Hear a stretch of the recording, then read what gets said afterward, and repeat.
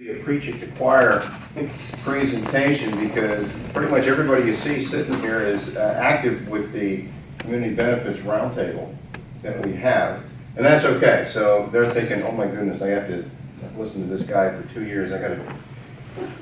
I will not be offended if you pretend to be doing something else. That's okay. And and here one little side rant on that. When I was young, a long time ago, I got sent to a lot of trainings to get a lot of information, be good at what I was doing. That was before all the electronic devices were there. So my usual game plan was I was a note taker. I really enjoyed speakers and good presenters, but 6 hours can be a long time, and you're going to zone out a little bit. So I would take the time to like do my grocery list or do whatever I was doing when I was going home. And as I got, over the years, as I got comfortable doing presentations, I would actually start a lot of presentations by saying, how many of you guys are really happy to be here today? Like, you really were looking forward to coming to this training, this presentation. And you get a few hands, like, how many of you guys are really here because your boss made you show up today? And you get a few more hands, and they said, now if you're really going to be honest, how many of you guys are here because this is better than a day in the office? And you're still getting paid for it. So, as I worked with a lot of different classes of folks over the years doing this type of work, I talk a little bit about active listening skills. And I would tell them, I said, I can go around the room and I can tell who's really tuned in and paying attention. I can tell who's pretending to pay attention and who's not even trying. You know, that's okay. I learned that, by the way, I really learned that with my wife. I learned a little something out of marriage after 17 years.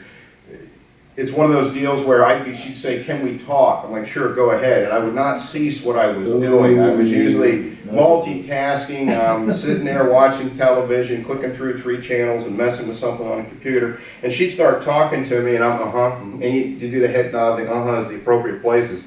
And she's like, are you listening to anything I'm saying? And I would repeat back verbatim the last 10 minutes of the conversation. You said this, I said this, you said this, and she's like, that's great, just look like you're paying attention. So I eventually started to incorporate that into my life skills classes. I said active listening, stop what you're doing, make eye contact. But what blows my mind nowadays is with the use of the electronic devices. You ever go into a presentation, like you can't get away with it as much with the layout of the room here, okay? But I've been to presentations where I was at a big conference at State College a year and a half ago, and the presenter's going over this program. I'm like, wow, this is good stuff. I wonder if my boss knows about this. We should kind of book this guy for an engagement. And I wanted to get a hold of her while the information was fresh in my head, and I didn't want to look like I wasn't paying attention. So I turned to and we're sitting in the back of the room, and I turned to my coworker and I said, I'm going to duck out of the room because I don't want to, I don't want to be rude and be texting while this lady's doing a presentation. So I get up to leave. There's the guy who's the coordinator of the entire event, sitting right behind me, sitting back there texting and doing whatever he's doing. So it's gotten to the point now where it's almost a given. If you ever go to the presentations, that's exactly what people are doing. They don't even pretend to hide it. They're sitting there with their laptop, doing whatever they're doing. It's like a day out of the office where you're still really in the office. So I tell people that, I say, if you're pretending to do something else, you're not going to bother me at all. But like I said, I know most of the group that's here, so I'm actually going to start out. I'm going to ask, I like interactive presentations. I'm going to ask you guys a couple questions today. So, and it's 7:30, and you're here. Why? So you're at the Public Affairs Roundtable at 7:30 in the morning. What's your purpose, motivation, or incentive with being here as part of this group today?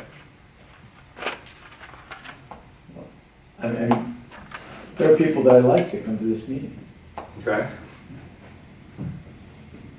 I hope they're here. Yeah.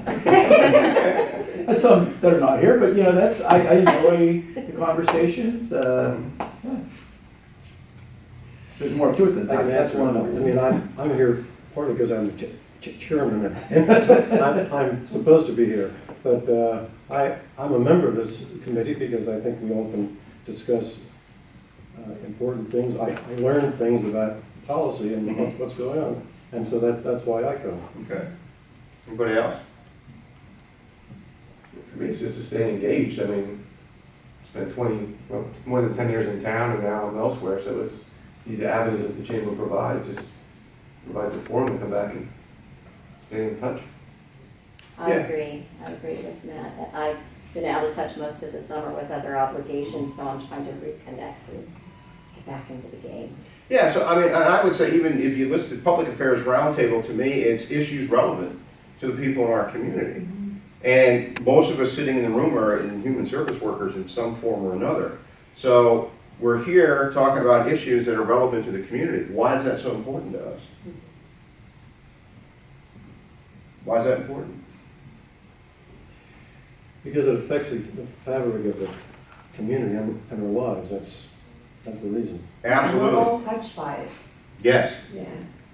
I'm impressed because we didn't even rehearse this, and this is leading right into where this is wonderful. We got a There's a team mark. reason you're the chairperson of the committee. That's right. That's for sure, that's a good. Right answer. And when the Community Benefits Roundtable was asked to give a presentation at the Public Affairs Roundtable, the idea was getting people aware of who we are and what we do as a group that's part of the Chamber of Commerce.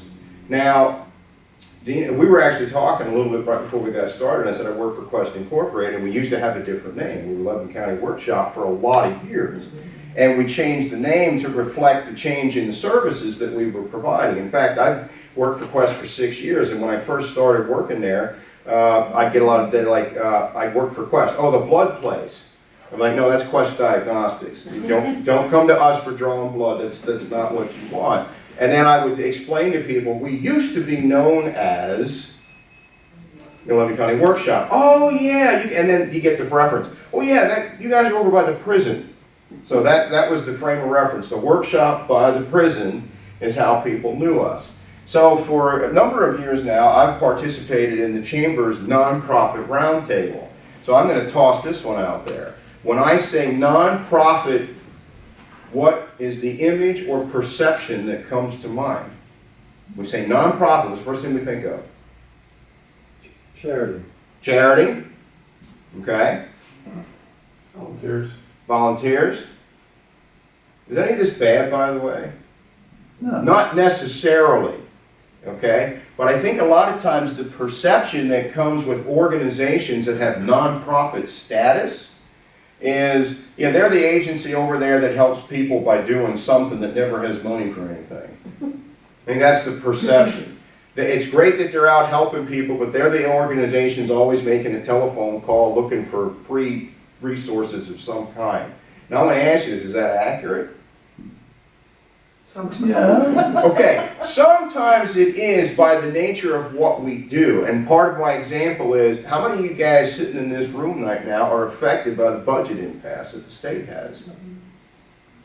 Is it impacting your ability to provide services? Oh, absolutely. Absolutely. So sometimes by the very nature of our classification, and here's the thing about nonprofit, you know, for a lot of the organizations, it really boils down to an IRS classification.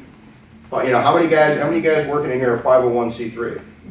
Okay, exactly. So basically it means we're tax exempt on certain types of things. And there's other classifications. You can be 501c4, which is more like welfare, society oriented. The chamber is 501c6. You know the difference with that? Anybody know? I figure you're going to talk about something else. I'll toss the terms out and know what you're talking about. A 501c6 classification basically means you're classified as nonprofit, but the nature of your business is you are promoting the members that are part of your organization. So the chamber's not so much, it's not that they don't promote themselves, but their nonprofit classification comes on the basis of how we're promoting the other members that are part of our business and what we do. So there are distinctions with that. There's also differences between, anybody know the difference on this one? Nonprofit and not-for-profit. Yes, I'm very interested in that concept. Do you know the difference in that? Sure do. Okay. Can you give an example on that? Well, you could be offering products and services that people would pay for. And the priority is to do good in your community. So if somebody would come to the counter, they would know the difference. Mhm. But your purpose is not to make a profit. Your purpose is to serve some higher good. So Habitat for Humanity, which is a nonprofit, Mhm. could be a not-for-profit, where they could be flipping houses really fast, doing a lot of things, paying a lot of people to do stuff. And they're getting tax credits for people in the community, historic sites, all that kind of stuff. I know some people that do that in North Carolina. Another distinction is there are some that are not-for-profit organizations that aren't really, they wouldn't meet nonprofit status by, again, IRS definition. Like 501c3, there's certain classifications you would fall under. Whether it's you're doing charitable work, religious work, educational, science falls into that category, things like that. One of the distinctions is some of the not-for-profit organizations are not about promoting anything other than what their little group does. So here's an example. If you have a fishing club, you can be a not-for-profit organization, but you don't qualify for nonprofit status because all you're doing is a little group that hangs out to go fishing. So they would say, as far as the IRS would be concerned, you're not-for-profit, so you don't get tax-exempt breaks on your little meetings and your get-togethers and the things you purchase, those types of things. One other little semi-humorous, any golfers in the group, anybody? Okay, you'll get this then, okay? I used to take golf trips with buddies of mine down to Ocean City, Maryland, because we get some good deals. Now, we're not the best golfers around, so we don't find the fairway there are days, we don't find it very often, right? So I came up with, I said, we're the FCC, we're the Fairway Conservation Club. Our mission and purpose in life is to preserve the integrity and aesthetics of the fairways for the benefit of all the other golfers that really know how to play, so we're not making a mess out of the place. So in that regard, if we wanted to say we're an organization, the IRS would say you're not for profit.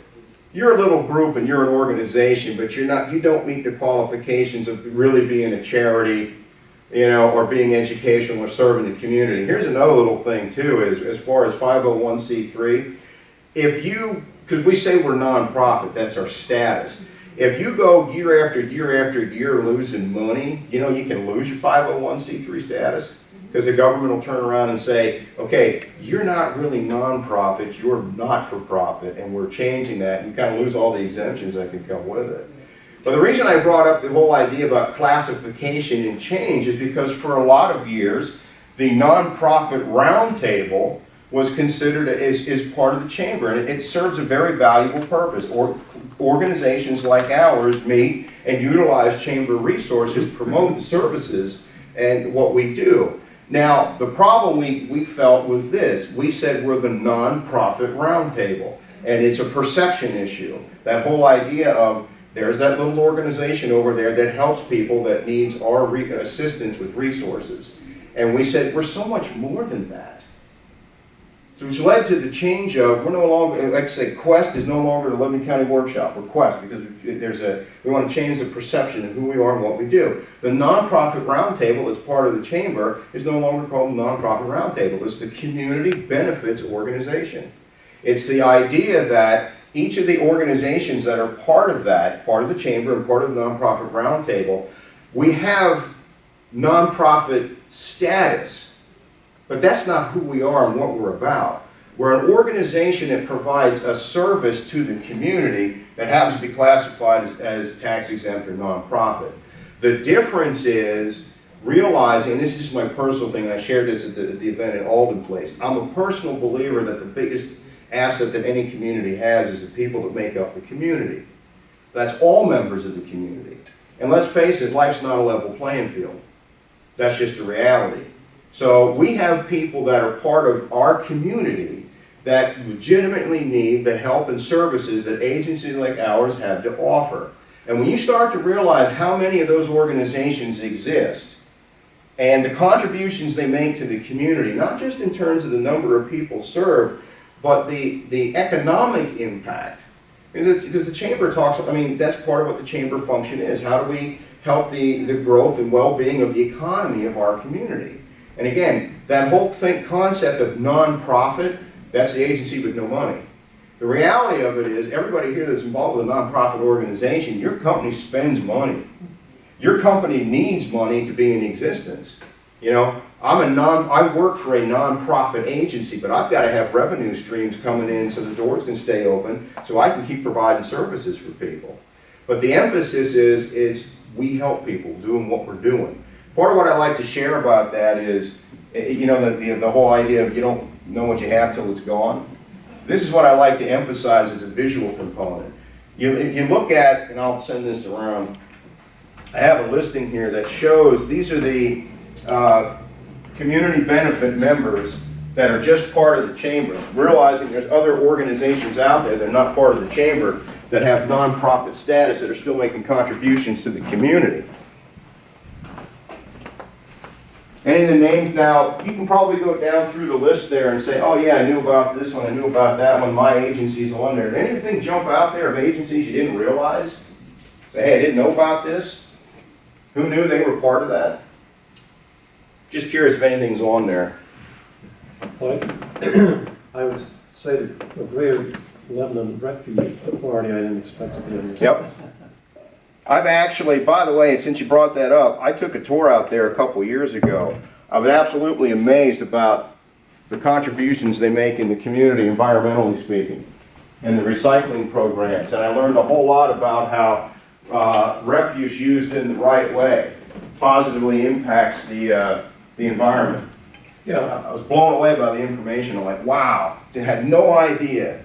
sure, they're very important. I just don't think of them as an organization that fits the definition of the rest of these. I mean, just like Right.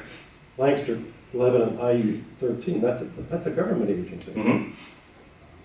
One of the things now, again, as far as classification, I'll answer that one a little bit too. Educational systems like schools have the right to apply for 501c3 status. You're not automatically granted it just because you're a school. There's certain paperwork and application process you have to go through. But there are schools that can qualify for that. Now with school budgets being what they are, wouldn't you love to have tax exempt status, all the stuff you do providing students with? Give you a quick example. I'm in the Elko School District. They made a decision last year to put mini iPads in all the classrooms for all the students grades 6 through 12. They invested close to $1 million in product with that. If I'm a school district, I'd love to have tax exempt status on those purchases. You know, or even when we talk about purchases, it's not just products, it's services. Somebody's got to maintain all of that stuff. Another quick example of this one from last year, the Lebanon Valley Conservancy, which was last year's winner of the Chamber's Nonprofit of the Year Award. And part of the presentation was that they secured grant money in 2014 to the tune of $1 million. That went right back into community-based programs to help the environment. Something we probably don't think about day in and day out. And one of the things that I like to, and I'm going to kind of keep this short today because I know all the group that's here. One of the things that I like to talk about with community benefits organizations, again, is getting past that perception of who we are and what we do. This is part of my example on this. You can take any of those organizations on there, the ones that you work with, and this becomes my question.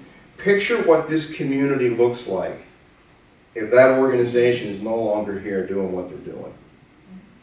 I'm going to use Kim for an example. Lebanon Family Health Services. Anybody have any idea how many people walk through that door in a month?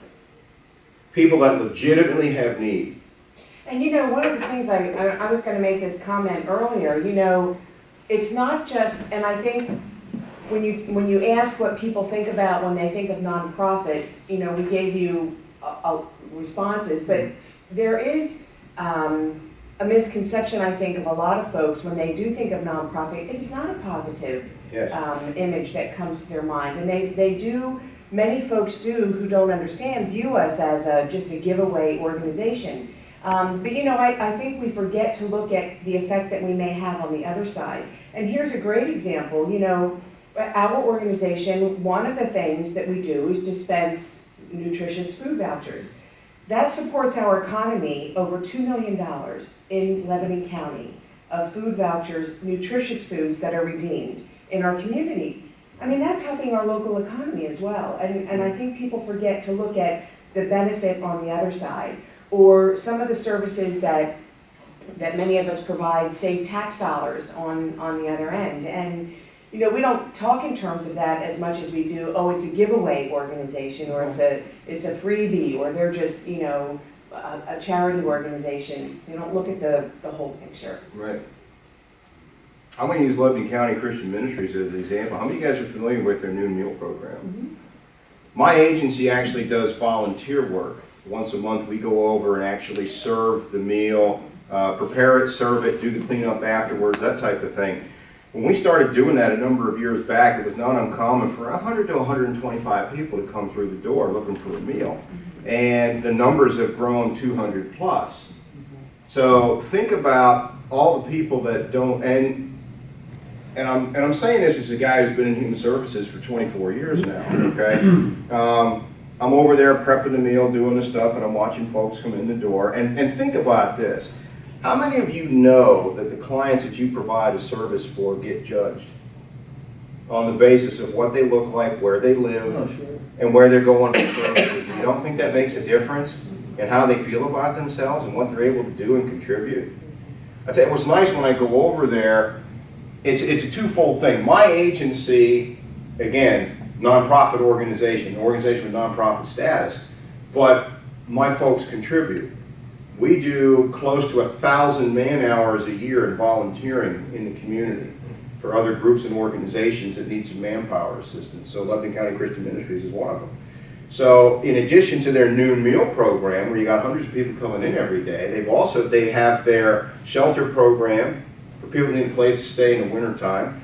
They've got their summer, everybody know about their playground lunch program in the summers? Yes. Okay, think about this. You've got families that are eligible for free meals in the schools, okay? And now school lets out in summertime, you got latchkey kids, parents that are, and what are they gonna do for lunch?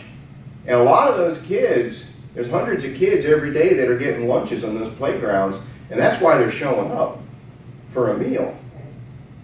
So take any of the organizations that are on that list and say, what does our community look like if that organization isn't there any longer? Just any of those one organizations. Now start subtracting all of them off. Lebanon Family Health Services closed the doors. Lebanon County Christian Ministries closes the doors. The Red Cross isn't, all that type of thing. Now all of a sudden, what's the difference? What does our community look like? It's a very different picture. And I'm not saying jobs aren't important. I'm not saying the economy's not important. I'm not saying the chamber's not important, anything like that. But if people in our community, their basic needs aren't being met, they can't be productive in those other areas. I had someone come in for services a couple of years ago. She said, I need help looking for work. And I'm like, great, let me help you. And then I start getting information, and she's living in the back seat of somebody's car. I'm like, well, I think we need to find a place for you to live. Then we'll go ahead and help you find a job. Because the prospective employer might want to know your street address. And I don't want to list a parking garage, those types of things. And my other thought process on this is, we talked about preconceived notions about nonprofit organizations, and I really believe there's preconceived notions about people that are recipients of services. I'm not saying it's right. No, I don't agree with it. Now, and here's the thing. Most of us have done this type of work for a long time. Are there system abusers out there that are just looking for a handout? Absolutely. But I would tell you, that's not most of the people that are coming through the door looking for help. They really are. I'm going to give a personal example on this, and I don't know if this led to me doing this type of work or not. Might have been a contributing factor. My parents separated when I was 9 years old. I'm the oldest child in a single-parent house. I have a lot of the stereotypical traits of being the oldest child in a single-parent house. But I was, from the age of 9, I didn't have a father figure in the household. My mom raised us. Now, I'll give you a little background information on my mother. My mother is visually impaired pretty much from birth. Okay? She couldn't make me out from here to the other side of the room. And that's with contacts in. All right? She just can't see well at all. Here's my quick story. And you got away with a lot then. Woo, you're not kidding. Here's the one I really got away with. I'm not a fussy eater. I don't like liver. And like twice a year, so when I was growing up, we got a lot of instant mashed potatoes and fish sticks, something that would work on a single income budget. I didn't buy into any of that stuff. But I'm not a liver guy. We'd serve it twice a year. My mom's rule was, if I'm serving, it's got to be on the plate. You have to, and I hated this stuff. And I got real good at, again, because she doesn't see very well, it got hidden under the mashed potatoes. I'd take a bite and excuse myself to the bathroom, and it found its way down the plumbing and that kind of stuff. So I got away with a few things, okay? But now here's the good side of that story. she's visually impaired. She's now a single mother. We're living in low-income housing. I'm getting the free lunches at school.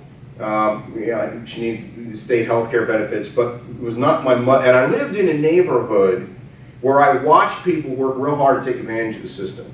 Single moms that had a boyfriend unofficially living there and not counting that income. Or I have a child that turns a certain age and I'm going to get a reduction in benefits, so it's time to have another kid. You know, that kind of thought process. My mother wasn't one of those people. She couldn't see well enough to drive. This was back before equal opportunity employment, the American Disabilities Act, when they'd have job applications, they'd give any disabilities. And when she'd write, I'm visually impaired, you know how many jobs she would get? None. Okay? When she finally stopped writing that, she got a job, low pay, high stress, tough work environment, eking out. Now I'm going back to the 1980s. When I was a junior in high school, I'm doing my little economics class, and the teacher's doing a study on the correlation between family income and educational opportunities, those kind of things. And the homework assignment was go home and find out what your family income is. Okay? So I go home and said, Mom, I need to know what our family income is. And at that time she was making, I don't know, $8,000 a year or something like that. 9 tops, something like that. Okay? So I go into school the next day, and the teacher's got this display board of, he's got these categories, you know, 10 to 15, 50, you know, $5,000 increments, who's earning what in the class. So, and you're supposed to write it on a piece of paper. Now, I fibbed. I bumped ours because I added the money I was making delivering newspapers. I was a newspaper boy. So I bumped it all the way to like $9,500 or something like that, right? So I hand my little paper in, and now I'm in the gifted classes in school, and so we start checking off income. He takes the piece of, now your name's not on, your name isn't on there at all, but he goes over to the board and he starts tabulating. And the big race in the class was which is going to be most, the $40,000 to $50,000 range or the 50 plus. Okay, so we're click, click, click. There's a low one, that's 25. You know, dun, dun, dun. He gets to mine. Opens it up, looks at it, looks at it, looks at it, looks at it, goes to the, I think it was the very bottom, or it didn't even have a category, and went, psh. And this is the classroom reaction, ooh, like, who's that?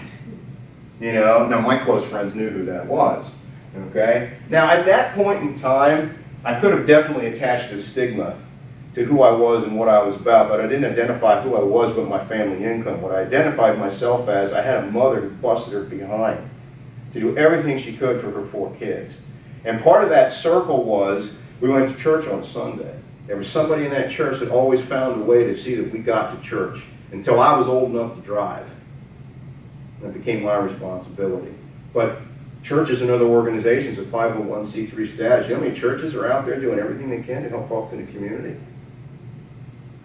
Doing whatever they can. And now, I'm not telling that story to get sympathy votes or anything like that. That's just my example of, here's someone, that was her situation in life. It was not her fault she was born with visual impairment. It was not her fault my father didn't fulfill his obligations and responsibilities as head of house. She could have tossed it in at that point. It's not how she chose to be. She's like, I'll do everything I can. And my mother's goal was to not be a welfare recipient her entire life. Her goal was to see that her children had something better than her growing up. And there were good, and here's the thing, my mom got labeled, okay? When she would walk into the welfare office for benefit reviews, she got lumped in with everybody else that walked in that door. And I'm saying this as a guy who's done benefit reviews on behalf of my clients. I understand where that lump label comes from. It's by the one person you see carrying on and doing this and having a fit and all that other stuff. That's not who most of those folks are. Who most of those folks really are is someone who just needs someone to help them along. You know, I spent a lot of years working in the drug and alcohol treatment programs, and some people were in there because of their own choices and mistakes. They just wanted some help to get their life straight again. Those kind of things are what make us a good and better community. We help out the people that live here so they can go on and make the contributions they can make. Now, here's the thing. A nonprofit status felt like we're part of the chamber, but we're sitting at the kids' table at Thanksgiving. Okay, that's how we feel. There's the for-profit agencies that are part of the chamber, and we're over here. I will tell you that I feel that has changed. First of all, about 10% of the chamber memberships come from nonprofit organizations. So there's a lot of contribution that's made there. I think that's changed significantly. I think there's been an effort, with Greg in particular, to say we understand the value of having organizations like this be part of our community. Part of our goal is we're looking for, there's organizations that are here saying, are there ways we can collaborate with for-profit agencies that we're both winners in this? Quick examples with that, when we have our chamber event, our salute to and we award the annual nonprofit award, Garcia, Garmin, and Shea sponsor that. They're a for-profit agency, but that's their way of saying this is how we want to promote what you guys are doing.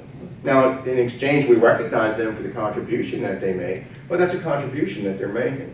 Quick example on that, my church is doing a clothing drive right now.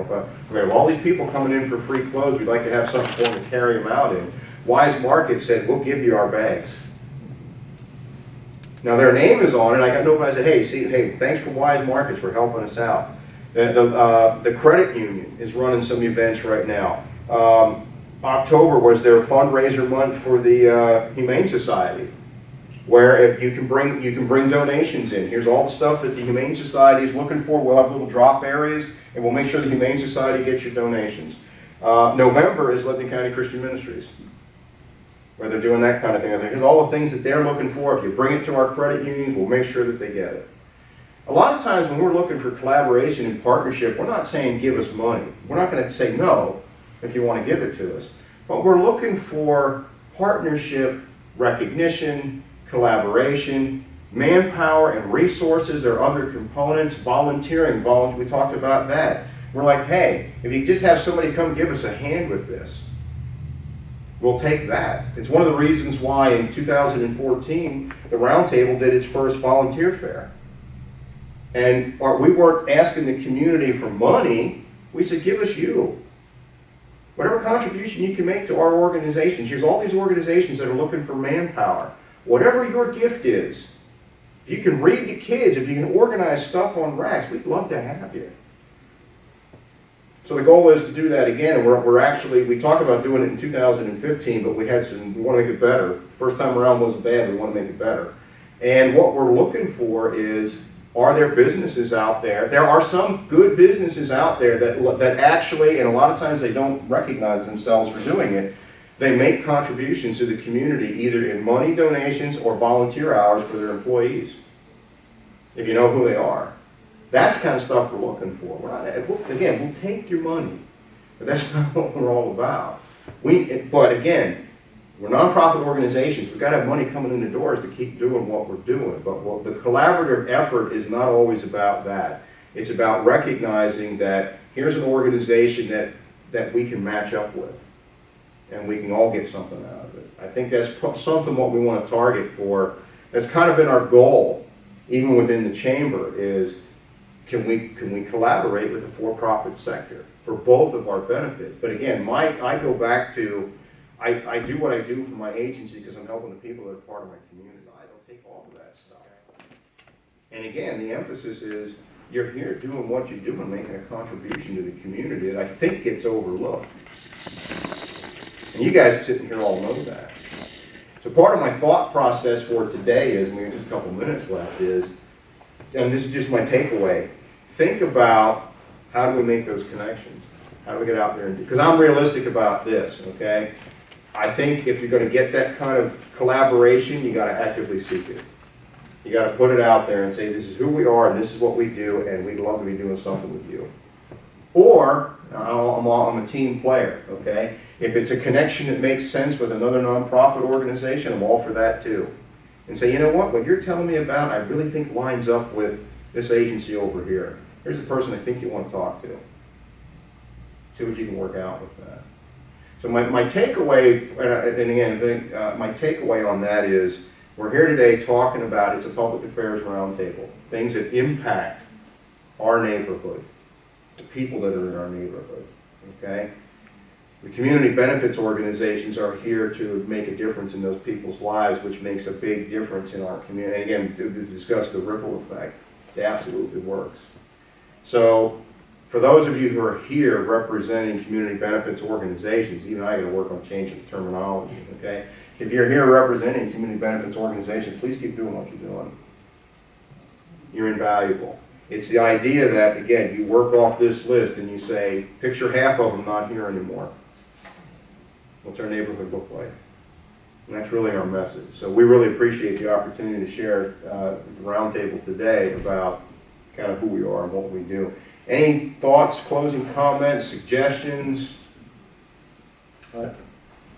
Yes, I think I'm the only person here who makes a living from a for-profit organization. You didn't say this directly, but I think part of what you're saying is if these organizations didn't exist, they would have to be replaced by something else, which would undoubtedly be the government, who I'm sure wouldn't do it as efficiently as the local organizations do. The other thing that I take from what you said is you're looking for volunteers, and I think that probably a lot of people don't really know what you're doing, and spreading your message would most efficiently be done by getting volunteers, so people have experience with dealing with the kind of people you deal with all the time. Because I think that would help to educate the public and have a greater acceptance of what is done and a greater appreciation for what is done and a greater appreciation of what the need is. And then third, I have a question, which maybe all of you might have more experience than I do, but as an attorney, I get in contact with a lot of people whose problems I diagnose as a non-mental health professional. I diagnose as these people have a mental health problem, which is not being recognized or not being treated, or that people don't want it treated. And maybe I'm wrong. Maybe my definition doesn't meet the strict medical definition, but I run into an awful lot of people who are Much better at diagnosing mental health issues than we were, say, 25, 30 years ago. I think we're better at identifying some of those needs, but I don't think necessarily we're better at dealing with them. And again, I think it goes back to taxing the system. So, I mean, like, I don't recall as a much younger person being aware of this, and that might just be that I wasn't in contact with it as much or as sensitive to it. But do you think part of that could have also been because everybody was warehoused in the state mental hospitals? Yeah, maybe not a state mental hospital, but they weren't integrated into the community. Services were much more segregated. Yes. Even go back to the schools. It's the idea that, and I can remember being in 6th grade, here's your different classroom, and then here's the special needs class, and from 6th grade on, they were not a part of what went on in the integration of the public school systems. Mm-hmm. It's changed a little bit now, where they're saying, I have a special needs child, but he has the right to a good education, instead of just being so. I think there is more, people see it more now than they used to. There's more integration initiatives, which is not a bad thing, but there's certainly a shock component that comes with that with people. They're like, they don't know how to respond to it. I had a client that I used to work with he's an older man in a wheelchair. So when I would take him out, people would bend over backwards to open up doors and because the perception was, he's an old man with a physical disability. I had another client that I worked with, meekest soul on the earth, but he was profoundly retarded, walked with an odd gait, a lot of hand motion, protruding lower lip, and he would drool, and people would just run to get away from us. Because perception. Both of them had needs. They were both sweet men, but they were viewed completely differently. Because, oh my goodness, we took them out in public.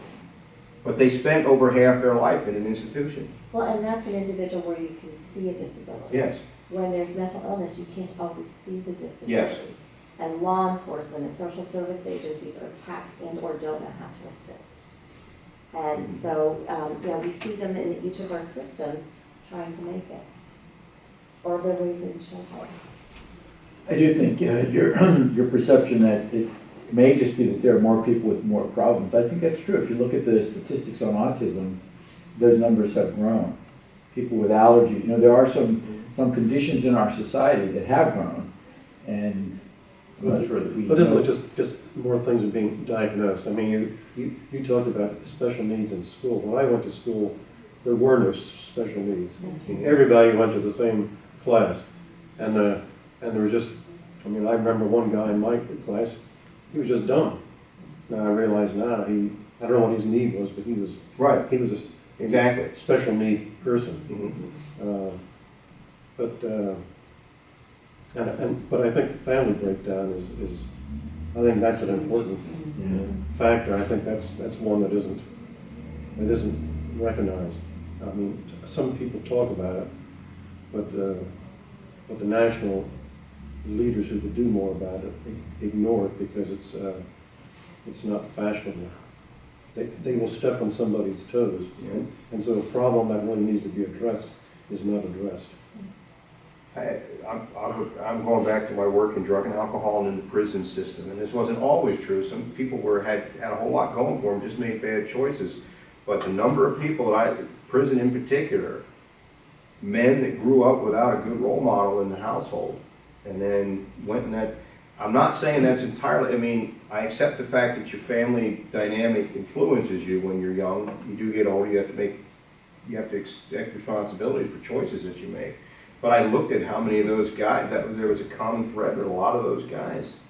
No dad in the house, or dad that was doing prison, or dad that was absentee, didn't know who my father was.